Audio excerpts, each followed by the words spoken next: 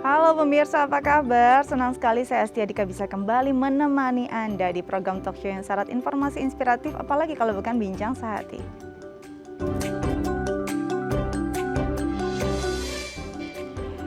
Pemirsa Bincang Sehati, pernahkah Anda mendengar istilah mata juling atau strabismus? Nah, ini biasanya ditandai dengan tidak presisinya bola mata yang biasanya itu semuanya presisi ke depan. Ini mungkin ada yang arahnya antara kanan dan kiri berbeda. Ini tidak hanya mengganggu performa seorang anak saja ya, tapi juga pastinya akan berjangka panjang, akan berdampak pada kesehatannya. Nah, ini akan jadi topik kita hari ini.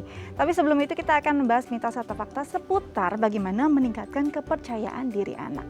Yang pertama yang akan kita bahas adalah memberi pengertian bahwa setiap anak berbeda-beda. Kadang-kadang anak-anak mungkin melihat teman-temannya, kok teman saya bisa ya melakukan ini, atau teman saya ini bisa prestasinya lebih bagus dari saya. Nah, ini kadang-kadang membuat anak-anak merasa jadi kurang percaya diri terhadap kemampuannya. Nah, peran orang tua di sini sangat dibutuhkan untuk meyakinkan anak bahwa setiap anak itu punya kelebihan dan kekurangan yang berbeda-beda. Dan ini akan membuat anak-anak juga merasa punya self-esteem dalam dirinya, bahwa sebenarnya tidak semua orang harus menguasai semua bidang. Kita harus cari dan gali juga nih apa yang menjadi kelebihan seorang anak. Oke, selanjutnya adalah jadi role model yang baik untuk anak. Ini pastinya jadi suatu hal yang penting ya. Apalagi kalau kita melihat anak-anak adalah pencontoh ulung. Dia di masa awal-awal kehidupannya pastinya dimulai dengan mencontoh, meniru apa yang dilakukan oleh orang tua dan juga orang-orang di sekelilingnya. Jadi penting nih untuk orang tua di rumah untuk bisa menjadi role model yang baik untuk anak. Karena apa yang orang tua tunjukkan, apa yang orang tua contohkan itu juga yang akan dipengaruhi atau memengaruhi tumbuh kembang anak. Jadi penting ya jadi role model yang baik untuk anak. Oke, selanjutnya adalah mengajarkan anak untuk mengekspresikan perasaan. Nah, anak-anak biasanya kan sebenarnya ekspresif begitu ya, tapi kadang-kadang kita harus juga mengenalkan nih beberapa rasa dasar atau perasaan dasar dari anak. Apa sih rasa sedih? Apa itu rasa marah? Apa itu rasa sayang? Rasa cinta? Nah, anak juga harus bisa membedakan itu.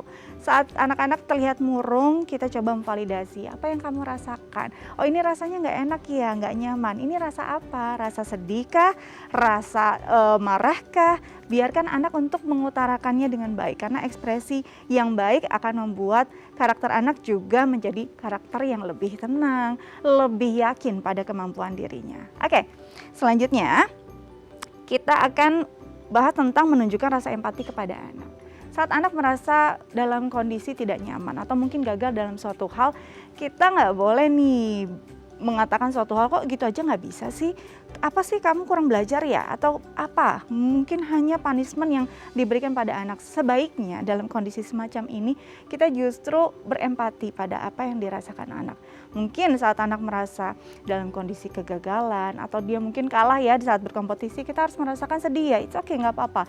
Kalah menang itu nggak masalah. Mungkin rankingnya turun, ini juga kita harus rasakan it's okay, karena si anak juga pastinya punya rasa kecewa terhadap kondisi tersebut.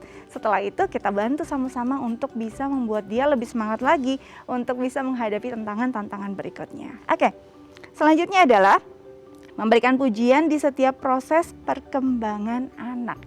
Nah, pujian ini adalah reward yang sebenarnya sangat mudah, sangat murah, tapi impact-nya luar biasa. Saat anak bisa melakukan sesuatu yang baru, saat anak bisa melakukan suatu hal yang mungkin tahapannya sudah naik kelas, nah ini kita bisa memberikan pujian. Nah, pujiannya seperti apa? Pastinya pujian yang tepat. Kita harus menghargai setiap prosesnya. Walaupun hasilnya belum maksimal, it's okay, nggak apa-apa mams. Kita berikan pujian dulu bahwa anak ini bisa memberikan satu usaha yang tepat, satu usaha yang luar biasa. Nah, nanti kita akan bahas satu persatu bersama pakarnya, tapi kita harus jeda dulu. Jangan kemana-mana. Ini di Bincang Sehati.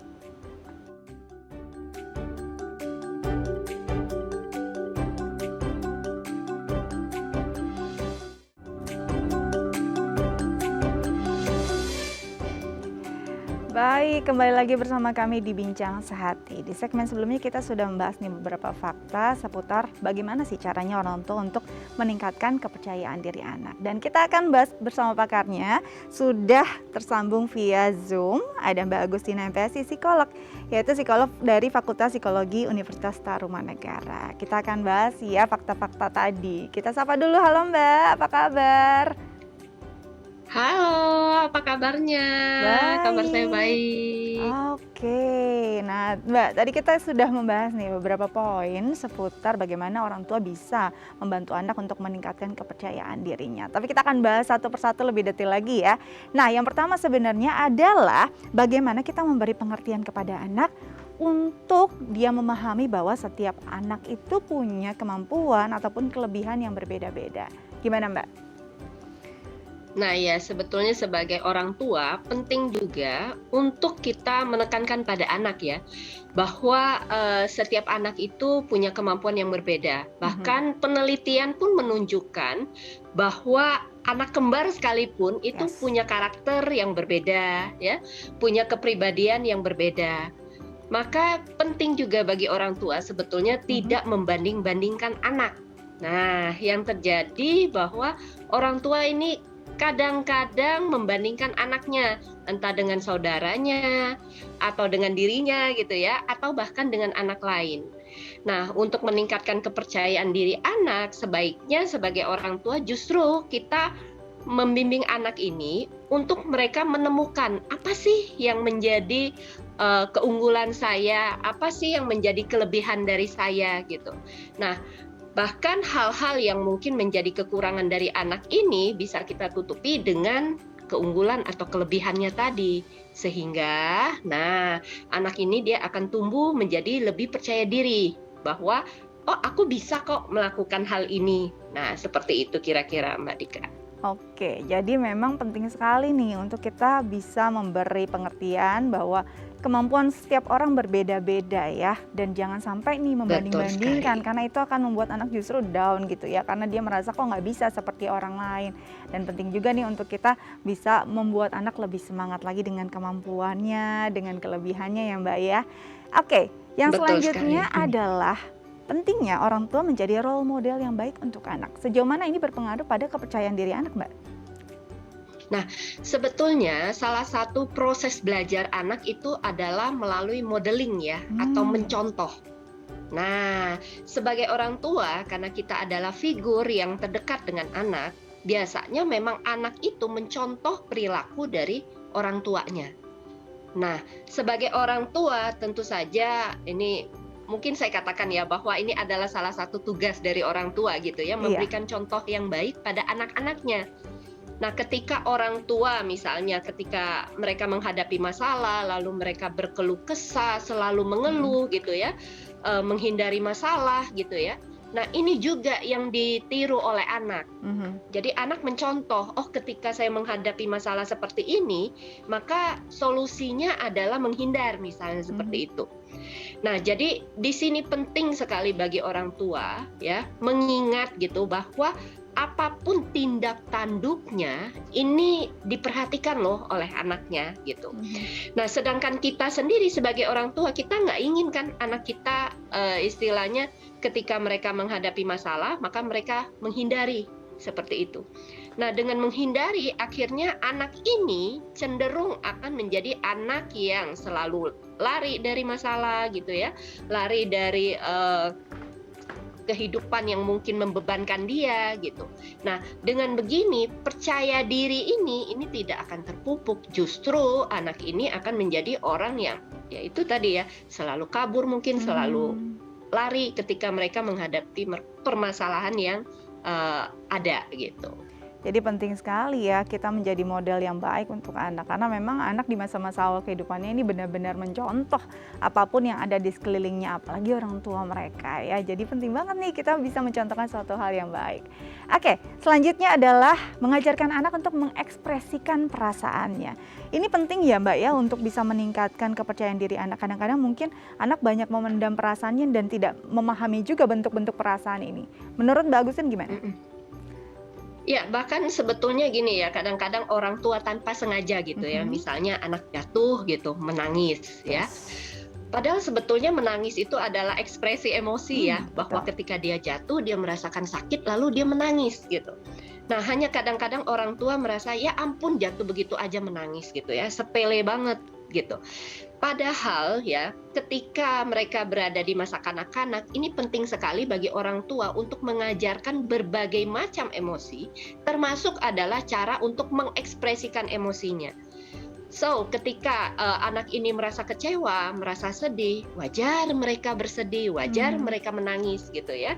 Ketika mereka merasa bahagia, ketika mereka mampu mencapai suatu pencapaian tertentu ya, mungkin ranking di sekolah gitu ya, menang dalam perlombaan seperti itu.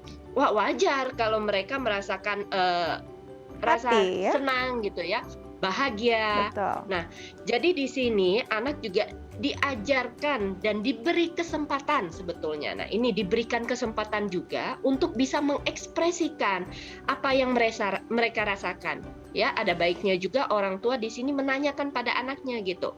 Misalnya ketika mereka menghadapi suatu kekecewaan kalah Mhm. misalnya di dalam perlombaan. Betul. Orang tua boleh kok mengkonfirmasi, apa sih yang kamu rasakan, gitu ya.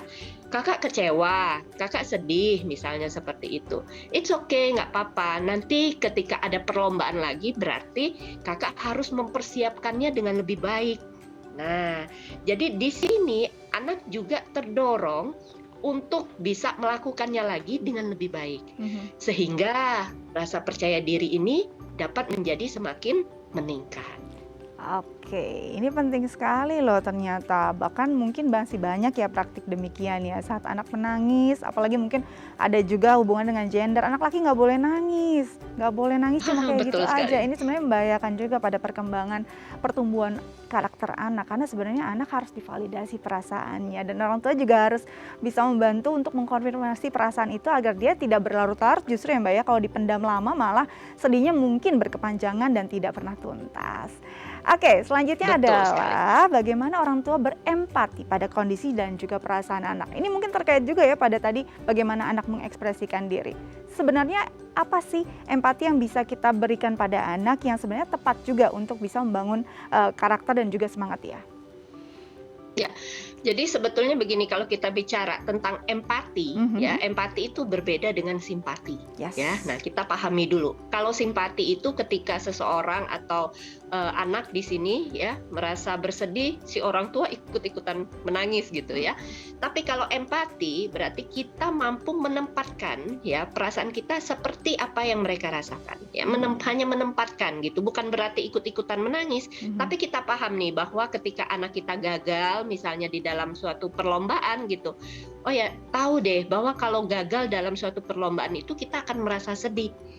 Nah, justru yang harus dikatakan oleh orang tua bukannya ikut-ikutan menangis gitu misalnya atau bahkan memarahi anak gitu ya. Yes. Tapi oke, baik, mama tahu kamu kecewa gitu ya karena kita gagal kali ini. Tapi it's okay, nggak apa-apa. Kamu boleh saat ini kecewa, tapi kecewa ini bukan berarti harus terus-menerus gitu ya. Tapi setelah ini kamu harus berusaha lebih baik lagi. Sehingga kalau misalnya nanti ada perlombaan serupa, boleh yuk kita ikut lagi. Nah, seperti itu.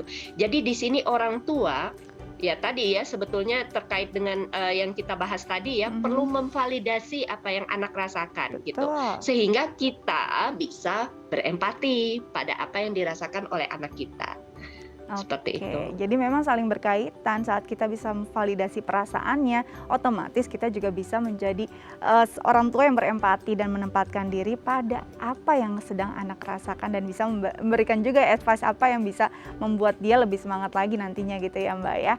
Oke, Ya, terakhir betul adalah sekali. memberikan pujian pada anak. Nah, pujian pada anak ini juga harus hati-hati sebenarnya kan. Nah, pujian yang tepat tuh seperti apa yang sebenarnya bisa membuat anak benar-benar jadi anak yang memahami kondisinya? Ya, oke. Sebetulnya kalau kita bicara tentang pujian ya, Mhm. mungkin tadi sudah Mbak Dika jelaskan di awal Ya. ya bahwa pujian itu kan nggak mahal ya Ya, istilahnya, betul. bukan sesuatu yang membutuhkan materi gitu Betul. ya. Jadi sebetulnya pujian itu baik kalau kita berikan segera.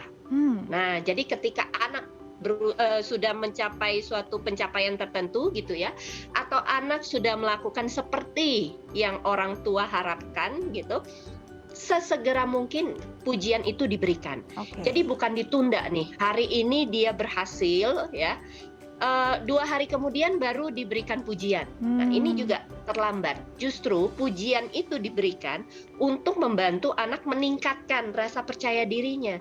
Jadi ketika dia telah mencapai sesuatu gitu ya, nah langsung dipuji. Wah, kakak hebat nih, atau wah anak mama hebat sekali gitu ya, sudah melakukan ini. Bahkan hal-hal kecil sekalipun, contohnya ya, ketika mereka biasanya nih bangun tidur ya main ngacir aja gitu ya. Nah, tapi hari ini dia bisa membereskan tempat tidurnya. Suatu hal yang sepele, tapi walaupun ya mungkin kualitasnya tidak seperti yang kita harapkan, paling nggak mereka mau berusaha untuk merapikan tempat tidurnya. Nah, di sini sudah harus segera dipuji.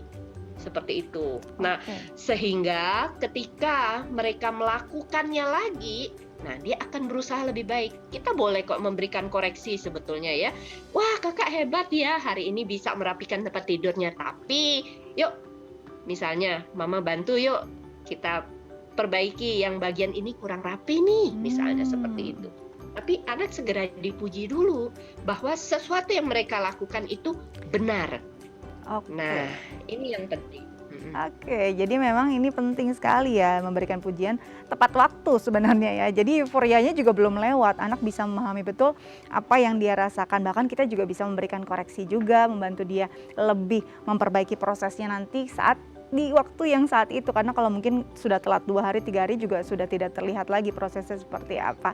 Mbak, terima kasih banyak loh sudah berbagi bersama kami di Bincang Sehati. Tetap jaga kesehatan, selamat kembali beraktivitas. Oke, baik, terima kasih. Terima kasih. Baik pemirsa, kita harus jeda dulu, nanti kita akan kembali dengan topik kita hari ini. Tetap bersama kami di Bincang Sehati.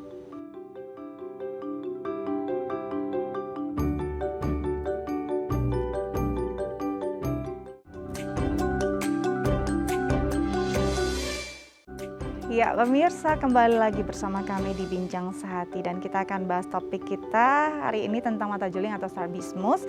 Dan mungkin pemirsa di rumah yang punya pertanyaan terkait tema kita hari ini bisa lo menelpon kami di 02129032644 atau DM ke Instagram kami di @daifamily. Oke, kita akan bahas topik kita hari ini bersama pakarnya. Sudah tersambung via sambungan Zoom bersama kami adalah Dr. Baginda SPA MSI Max, spesialis anak dari Rumah Sakit IMC Cikarang. Langsung kita sapa. Halo dokter, apa kabar? Ya dokter, bisa mendengar suara saya? Iya. Apa kabar dok? Pagi. Pagi dok, apa kabar? Kabar sangat baik Mbak Dika, dan selamat pagi pemirsa DAHI TV dimanapun berada. Semoga semuanya sehat ya. Amin, semoga semua sehat. Baik, hari ini kita akan bahas tentang strabismus atau mungkin orang lebih familiar dengan mata juling. Nah ini sebenarnya sebelum ke arah sana, ini sebenarnya adalah kondisi kesehatan mata yang biasanya sudah terjadi juga pada anak usia anak gitu ya. Nah dok, sebenarnya kondisi-kondisi gangguan atau mungkin ada kondisi kesehatan anak pada matanya pada usia yang sangat dini ini sebenarnya potensinya selama ini terjadi itu berapa persen sih dok? Ya, kalau untuk kondisi mata yang istilah orang sekarang mata juling atau strabismus ya. Memang kalau istilah strabismus ini kurang begitu familiar ya. Iya, betul. Lebih ke mata juling atau ada masyarakat bilang mata jireng gitu. Ya, memang umumnya dia di sebagian kasus bisa sudah kelihatan sejak bayi, bahkan mungkin sejak lahir, walaupun kita terkadang juga hati-hati dengan yang namanya baik, sepertinya kita ada gangguan teknis ya, kita masih menunggu dokter. Strabismus atau juling palsu ya. Iya, tadi ada gangguan sedikit. Mungkin bisa diulang lagi dok gimana? Jadi memang ini kondisi mata juling ya, yang bisa terjadi pada anak bahkan di usia bayi gitu ya dok ya? Ya, Baik. di sebagian besar kasus, Mhm. memang kondisi mata juling ini bisa langsung kelihatan saat baru lahir bahkan Mbak Dika. Mhm. Cuman memang kita tidak serta-merta langsung akan mendiagnosis itu sejak lahir. Biasanya kita akan observasi dulu. Biasanya ada sebagian bayi yang memang kondisi matanya bisa seperti juling atau kita sebut juling palsu atau pseudostrabismus yang akan kita observasi atau kita pantau sampai kurang lebih usia 6 bulan. Nah, jadi kalau sampai usia 6 bulan ternyata kondisi ini masih tampak seperti memang juling atau strabismus, memang sudah sangat kita rekomendasikan untuk diperiksakan lebih lanjut ke. Oke, jadi memang kalau sudah terlihat mata untuk memastikan tidak. Jadi memang ini bisa terlihat dari awal masa hidupnya, dari awal kelahiran ya dok ya, bahwa memang bisa loh terlihat betul. Ada kondisi yang tidak presisi pada matanya atau mata juling. Tapi memang observasinya perlu beberapa bulan, mungkin di usia 6 bulan. Kalau kondisinya belum juga membaik, baru mungkin akan ada terapi lanjutan. Nah dok, kalau bicara kalau usia 6 bulan sudah kelihatan masih sama, sudah sangat direkomendasikan untuk diperiksakan Mbak Andi. Baik, jadi memang orang tua benar-benar harus seksama juga yang melihat satu persatu kondisi anak. Nah dok, kalau bicara tentang mata juling ini sendiri, kita bilang penyebabnya ini bisa terjadi apapun ya. Apalagi tadi kalau dilihat bahwa sejak lahir bisa terjadi hal demikian. Nah kalau dalam kandungan, apa sebenarnya dok yang membuat faktor ini bisa menjadi ada bahwa anak yang baru lahir kok bisa matanya terjadi strabismus atau juling? Ya, memang kalau dikatakan penyebab pasti dari strabismus atau mata juling ini memang belum bisa dipastikan. Tapi memang pertama faktor genetik atau faktor keturunan itu memang sedikit banyak ada pengaruhnya. Okay. Jadi pada keluarga atau orang tua yang memang punya penyakit strabismus atau mata juling ini biasanya bisa diturunkan kepada anak-anaknya. Nah, kemudian tentu faktor di masa kehamilan juga menjadi sesuatu yang sangat penting kalau strabismus atau mata juling ini sudah muncul sejak lahir. Jadi tentu kondisi-kondisi ibu saat hamil yang bisa mempengaruhi kondisi janin secara umum, terutama kalau masih di kehamilan trimester 1, kita memang sangat hati-hati harus menjaga kondisi kehamilan atau janin karena itulah masa-masa yang rentan terjadi pembentukan dari organ-organ tubuh kita, termasuk gangguan pada mata atau strabismus ini. Jadi kesehatan ibu, pengaruh zat-zat kimia yang berbahaya, pengaruh radiasi, dan tentunya infeksi, terutama infeksi virus saat hamil, itu sangat penting untuk kita waspadai. Baik. Kira-kira begitu Mbak Dika.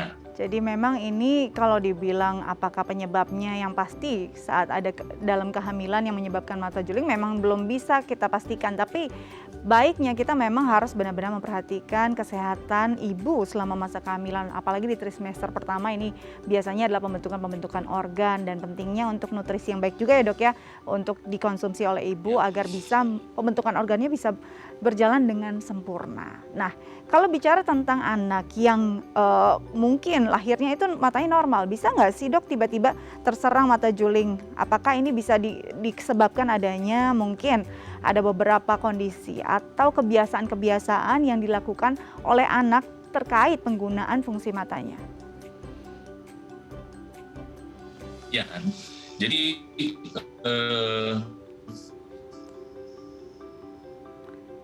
mata juling ini memang bisa saja kalau secara literatur dikatakan bisa bahkan muncul di setiap episode. Pertama memang kita mewaspadai bila ada penyakit-penyakit tertentu yang terkena anak atau mungkin juga bahkan orang dewasa yang bisa mempengaruhi kondisi matanya.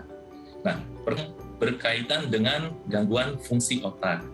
Jadi mungkin pernah mendengar istilah penyakit cerebral palsy, infeksi di otak, ada perdarahan di otak, atau tumor-tumor tertentu di otak. Tentu ini bisa mempengaruhi kondisi mata yang berdampak menjadi juling. Yang tidak disadari itu adalah baik. Jadi memang istilah apapun kondisinya ya dok bisa mempengaruhi ya. gangguan refraksi atau rabun jauh, atau yang masyarakat lebih mengenal gangguan Mbak Dika. Nah ini pasien-pasien tertentu yang gangguan refraksi tapi dilakukan pembiaran, tidak segera dikoreksi. Nah itu akan membuat mata ini bekerja jadi lebih ekstra yang sampai akan bertemu pada suatu titik mengalami gangguan fungsi termasuk strabismus ini. Kira-kira seperti itu yang harus kita waspadai. Jadi memang kita harus waspadai karena bisa menyerang pada setiap tahapan kehidupan seorang anak, baik itu memang dari giginya atau memang ada penyakit-penyakit lain yang dia idap atau dia rasakan, ini juga bisa mempengaruhi, atau kebiasaan-kebiasaan yang rutin atau menahun dia lakukan. Nah sebenarnya ada jenis-jenisnya nggak sih? Kondisinya seperti apa sih kalau seorang anak mengalami mata juling? Nah nanti kita akan bahas ya dok ya, tapi kita harus jeda dulu. Jangan kemana-mana, tetap bersama kami di Bincang Sehati.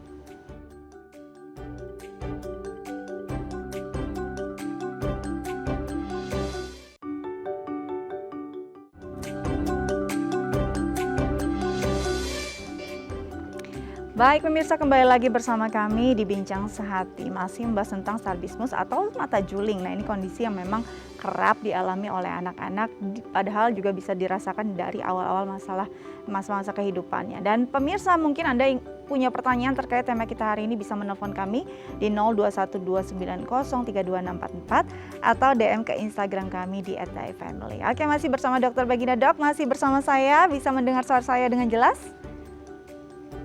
Bisa Mbak Dika. Baik, nah dok, tadi bicara tentang mata juling sendiri. Sebenarnya ada jenisnya nggak sih dok? Kalau kita lihat kan dari arahnya juga berbeda-beda ya. Ada yang mungkin cenderung lebih ke tengah di kedua bola matanya, atau mungkin ada satu bagian yang lebih ke arah luar, atau ada bagian lain yang bentuknya pasti berbeda-beda.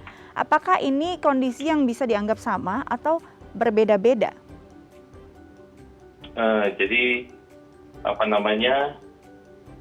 kondisi mata juling ini memang dipengaruhi karena kondisi dari otot-otot yang mengatur gerakan dari bola mata. Jadi memang tergantung dari sisi otot mana yang Bermasalah ya? Lemah dalam mengatur gerakan bola mata itu Mbak Dika. Jadi ada yang memang julingnya ke arah luar, ke arah dalam, ke arah atas, ataupun ke arah bawah. Nah, ini sebenarnya nanti akan tergantung dari otot bagian mana yang lemah. Jadi memang di dalam kondisinya itu tidak spesifik. Dia harus yang seperti apa, tapi yang jelas kalau kita ketemu kondisi strabismus ini, mau yang ke dalam, keluar, ke atas, ke bawah, tetap akan dikoreksi sesuai dengan kondisi kelainannya. Baik. Seperti itu. Jadi arah dari kecondongan mata tersebut sebenarnya tergantung pada bagian mana atau otot mata yang mana yang memang lemah begitu ya dok ya? Baik. Betul. Nah dok, kalau misalkan kita kan cuma mungkin melihat kondisi matanya saja. Untuk orang yang memang atau pasien yang memang merasakan mata juling sendiri, apa sih dok gangguan yang paling sering terjadi? Apakah mereka juga sering sekali mengalami gangguan untuk melihat, apalagi anak-anak yang membaca gitu? Apakah hal-hal semacam ini juga dirasakan? Ya pasti. Kalau untuk masih yang fase awal banget, mungkin tidak begitu berasa ada gangguan ya, masalah atau keluhan. Tapi bila ini berlanjut, tentu akan terjadi gangguan karena fokus atau tajam penglihatan itu otomatis jadi terganggu. Mata yang sakit, dia akan cenderung istilah kita jadi malas atau amblyopia, jadi mata malas. Jadi yang akan bekerja tentu mata yang sehat. Nah, kalau ini dibiarkan terus-menerus, tentu fokus penglihatannya akan terganggu. Tajam penglihatannya juga akan berkurang. Jadi tentu akan mempengaruhi dari fungsi penglihatan itu sendiri. Baik, jadi mungkin di awal-awal kalau kondisinya belum terlalu parah, rasa-rasa tidak nyaman ini mungkin belum begitu terasa ya pada anak-anak ya dok ya. Tapi kalau sudah menahun, sudah makin lemah otot-ototnya, akhirnya jadi mata yang malas, dan ini pastinya berpengaruh juga pada organ yang lain ya dok. Ini sering nggak sih anak-anak dengan kondisi mata juling atau strabismus ini merasakan sakit kepala atau pusing? Kadang-kadang kita juga kan kalau misalnya di dalam perjalanan saja kan dengan kondisi objek yang terus bergerak ini kan sangat-sangat tidak nyaman untuk kepala kita gitu ya, untuk kenyamanan kondisi tubuh. Bagaimana dengan anak-anak dengan kondisi ini? Apakah mereka juga sering merasakan gejala-gejala sakit di bagian atau organ yang lain dengan kondisi mata juling? Ya, pada prinsipnya nantinya baik yang anak maupun dewasa itu akan sama. Jadi dengan tajam penglihatan yang berkurang, fokus penglihatan yang berkurang, akhirnya fungsi penglihatannya itu berkurang, tentu akan lama-kelamaan akan mengganggu, terutama jadi badan tidak enak, jadi kepala jadi pusing terutama kalau digunakan untuk misalnya membaca, untuk fungsi-fungsi penglihatan yang lebih detail, akan sangat terganggu, seperti itu. Oke, bisa nggak sih disembuhkan dok kondisi ini? Kalau bisa terapinya tuh semacam apa? Ya, kalau untuk kasus mata juling ini, tentu kemungkinan untuk disembuhkan itu masih sangat mungkin, Mbak. Walaupun ini tetap tergantung dari penyebabnya. Dan sebenarnya untuk terapinya pun bisa dari yang sederhana, jadi hanya misalnya membutuhkan kacamata khusus. Biasanya ada kondisi mata juling tertentu yang membutuhkan kacamata dengan lensa prisma misalnya. Kemudian dengan istilahnya terapi oklusi atau latihan menutup mata. Kemudian latihan mata itu sendiri. Atau memang kalau untuk kasus-kasus tertentu yang sudah cukup berat, ada yang membutuhkan operasi. Operasi yang terkait dengan penguatan dari otot-otot mata yang terganggu. Tapi pada prinsipnya, kondisi strabismus ini masih sangat mungkin untuk diobati, Mbak Tika. Jadi yang terpenting itu adalah kita bisa segera mendeteksi bila mana memang betul sudah terjadi kondisi strabismus ini, kita tinggal ikuti saja terapi yang sesuai dengan kondisi mata si pasien. Baik, jadi terapinya memang bermacam-macam ya, bisa dengan kacamata, ada terapi-terapi sederhana juga yang mungkin bisa dilakukan di rumah. Bahkan juga memang ada kondisi tertentu yang membutuhkan pembedahan mata untuk memperkuat otot-ototnya. Memang tergantung dari tahap dari kondisi-kondisinya separah apa dan sudah berapa lama gitu. Jadi sebenarnya kalau mata juling tersebut, Pak. Jadi sebenarnya kalau bisa kita istilahnya kita tanggulangi atau kita obati secepat mungkin, kondisi kesehatannya akan lebih punya potensi sembuh dengan lebih cepat juga kan dok? Iya betul, kemungkinan sembuhnya tentu jadi lebih besar Mbak kalau kita lebih cepat melakukan intervensi. Baik, nah dok ini kan ternyata tadi dokter sendiri bilang tidak hanya untuk anak-anak loh, bahwa orang dewasa juga bisa tiba-tiba mengalami kondisi strabismus atau si mata juling ini. Untuk orang dewasa sendiri ada nggak sih usia-usia rentan yang membuat penyakit ini bisa jadi potensial untuk mereka derita? Kalau untuk khusus strabismus ini, kalau dibilang usia yang rentan sebenarnya tidak ada. Oke. Jadi bisa terjadi di semua episode umur. Tergantung ada penyakit lain yang misalnya ikut mempengaruhi. Jadi tadi kita sudah cerita sedikit, terutama penyakit-penyakit yang berkaitan dengan gangguan fungsi otak. Oke. Begitu. Jadi memang penyakit-penyakit tertentu bisa membuat seseorang yang dewasa ini tiba-tiba mengalami semata juling. Nah, berarti kalau kondisi ini yang harus diobati terlebih dahulu berarti adalah penyakit utamanya yang merupakan penyakit yang mendasarinya, Mbak. mendasarinya, yang menjadi faktor penyebab terjadinya kondisi tersebut ya, Dok ya. Nah, Dok, tingkat kesembuhannya antara anak-anak dengan orang dewasa apakah sama atau memang untuk orang dewasa akan lebih sulit untuk bisa kembali normal? Tidak juga sih. Semuanya tetap berbalik dengan kondisi strabismus atau mata juling itu muncul. Jadi pada saat dia muncul dan cepat terdeteksi dan cepat diobati, kemungkinan sembuhnya tetap masih relatif tinggi. Baik, jadi memang tergantung pada kondisi awal bagaimana penyakit tersebut diderita. Kalau dilihat dari tingkat keparahannya juga ini akan memengaruhi dan sejauh mana kondisi ini bisa cepat ditangani. Baik Dok, sebelum kita lanjut kita juga akan bacakan dulu nih ada pertanyaan lewat DM ke Instagram kami. Pertanyaannya dari @wiwin. Dok, anak saya usia 4 tahun dan matanya normal, tapi suka memainkan matanya ya dengan kondisi pura-pura juling gitu ya. Nah, ini bisa balik lagi tapi. Nah, apakah ini berbahaya untuk kedepannya? Jadi kan anak-anak mungkin suka bermain ya dengan matanya. Ini menjadi suatu hal yang mungkin lucu gitu menurut mereka. Apakah ini membahayakan untuk kedepannya kalau terus dilakukan?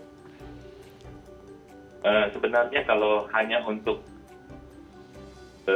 buat main seperti itu, main dijuling-julingin, sebenarnya tidak akan berpengaruh jadi juling beneran, Pak. Karena memang sebetulnya tidak ada penyakitnya dan kondisi otot-otot matanya tetap baik, ya tidak akan jadi juling. Itu tidak mempengaruhi. Ya.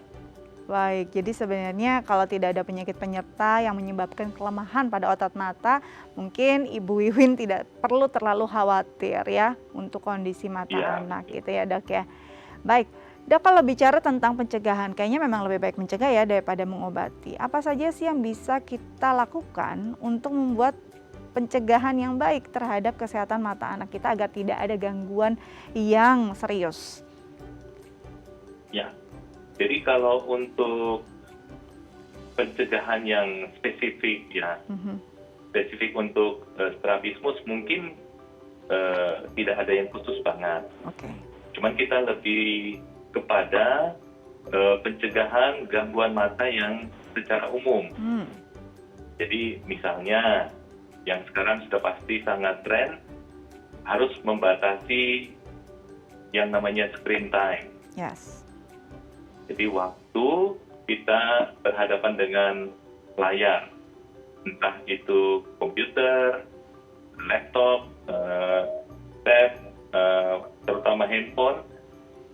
Nah, itu kita harus waspadai dengan aturan yang mungkin sekarang sudah sering dengar ya, aturan 20-20-20, Mbak. Tika mungkin pernah tahu kan? Mungkin bisa dijelaskan lebih detail, Dok? Ya, jadi masalah screen time ini kan menjadi masalah era sekarang kan, termasuk pada anak-anak.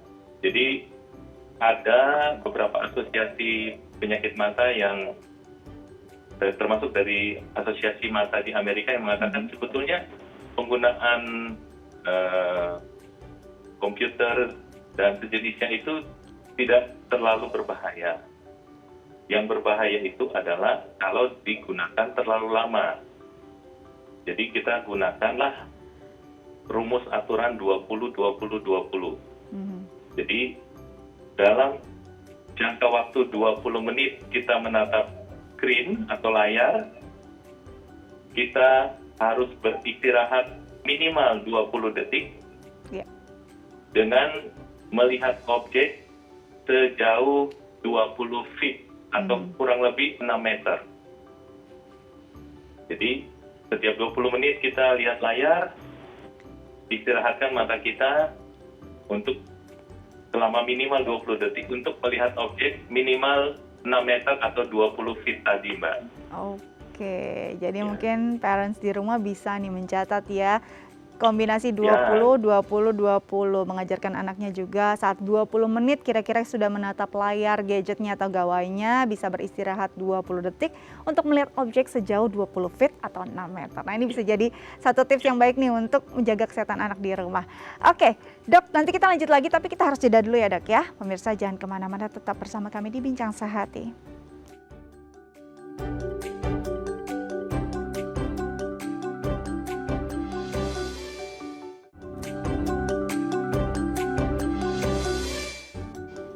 Baik pemirsa, kembali lagi bersama kami di Bincang Sehati. Tadi kita sudah membahas banyak hal yang mengupas tuntas juga tentang kondisi mata juling atau strabismus. Dan kali ini kita akan bahas nih beberapa tips yang mungkin bisa dilakukan untuk menjaga kesehatan mata pada anak. Dan tentunya kita akan bahas masih bersama dengan Dr. Baginda.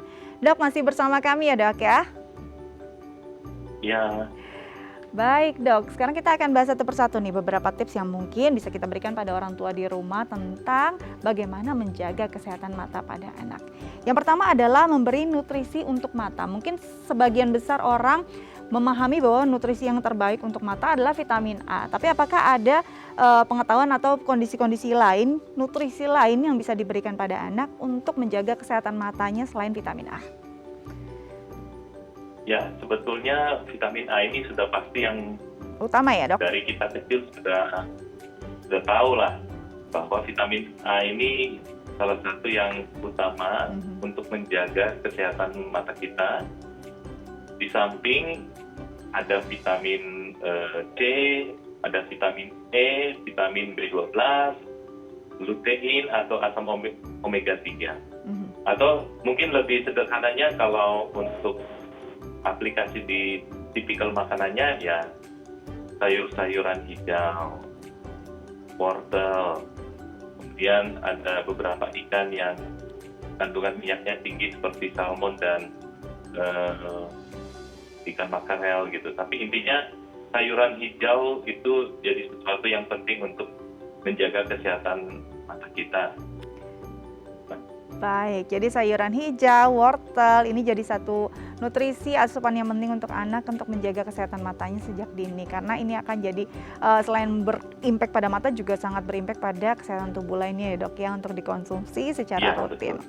Oke, mengajak anak bermain di luar ruangan, apalagi kondisi pandemi ini mungkin anak lebih sering dalam ruangan karena kita memang menerapkan protokol kesehatan ya, Dok. Jadi mungkin lebih sering juga berkaitan dengan gawainya. Ada baiknya kita mengajak anak untuk bisa istilahnya kegiatan yang lain ya, Dok ya. Di luar ruangan akan lebih baik juga kah untuk kesehatan matanya? Ya, jadi kalau kita beraktivitas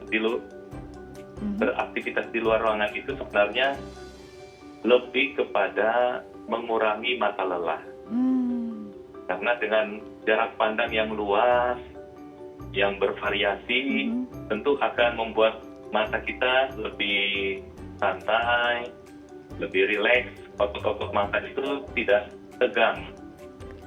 Nah, cuma yang tetap kita juga ingatkan, karena kita ada di daerah tropis, ya juga tetap hati-hati dengan paparan sinar matahari. Karena sinar ultraviolet dari matahari ini tentu ada pengaruh juga untuk kesehatan mata kita. Jadi makanya anjuran menggunakan kacamata, ada terutama siang hari yang terik, yang mengandung anti radiasi atau ultraviolet, itu akan juga sangat membantu kesehatan dari mata kita. Baik. Jadi kalau pagi hari dan sore hari tentu tidak masalah, Mbak Tika. Betul. Cuman kalau siang hari yang terik, jangan terlalu lama mata kita terpapar dengan sinar matahari langsung. Baik, jadi Kira-kira begitu. pentingnya memilih waktu yang tepat juga nih untuk mengajak anak beraktivitas di luar. Mungkin pagi dan sore hari menjadi kondisi yang tepat atau waktu yang tepat untuk mengajak anak beraktivitas di luar dengan jarak pandang yang luas, melihat mungkin keindahan-keindahan yang ada di sekitar lingkungan di luar rumah kita gitu ya Dok ya. Tapi mungkin harus dihindari juga kalau misalnya terlalu terik, karena ternyata sinar matahari juga bisa membuat kesehatan mata anak dan mata kita juga akan terganggu. Oke, selanjutnya adalah menghindari cedera pada mata anak. Nah, ini mungkin orang tua harus mengingatkan anak untuk benda-benda yang cukup tajam, ya kali ya Dok ya, atau Ya. mungkin kondisi-kondisi tertentu yang membuat cedera pada mata anak. Mungkin dokter bisa menambahkan, silakan.